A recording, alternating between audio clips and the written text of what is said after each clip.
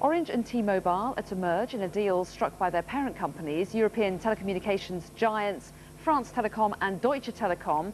Now, the deal is going to give them 37% of the UK mobile phone market, with sales in excess of £8 billion.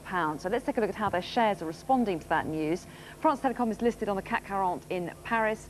Its shares are up over 1.5%, and a similar rise for Deutsche Telekom on the Frankfurt index. Its shares also up nearly 1.5%. They've dropped a little bit since that news first came out. But let's talk a little bit more about that merger. Kevin Beard is Head of Media and Communications at Mergers Specialist, PIPC. So to start off with, Kevin, Kraft, Cadbury one day. Today we hear about Orange, T-Mobile. Is the time for the big deal back on again? Well, I think companies today are faced with the bleakest economic period since the 1930s.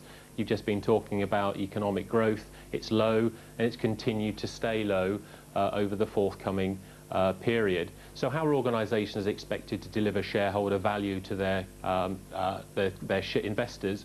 Well, largely through cost reduction. And one way of reducing significantly the level of cost is through merging with another organisation in the same marketplace. And I think that's driving the announcements that we're seeing today and yesterday around Cadbury's, T-Mobile and Orange. So where will those savings come in this latest deal, in today's mobile phone deal? Well, largely cost reductions from integrations of mobile operators come from a number of areas. So if we look at the way that they operate today, they'll have a huge network each, so crushing those two networks together will clearly deliver synergies around capital investment. If you then look at call centres, they won't need as many call centres, they'll crush those operations together. If you look in the high street, both of them run their own retail shops. So when you bring those rationalised plans together, you start to see where delivery of cost reduction can come from.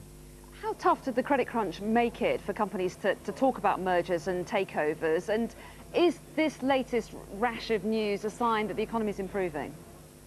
Well, I think there's green shoots of recovery. I think if you look at the growth, and if you look at what organisations are doing, we're only now beginning to see organisations with the appetite to start to merge and to acquire other organisations. We've seen Disney recently with the acquisition of Marvel, and I think organisations will only start to do that when they start to feel a little bit of a confidence in the economy.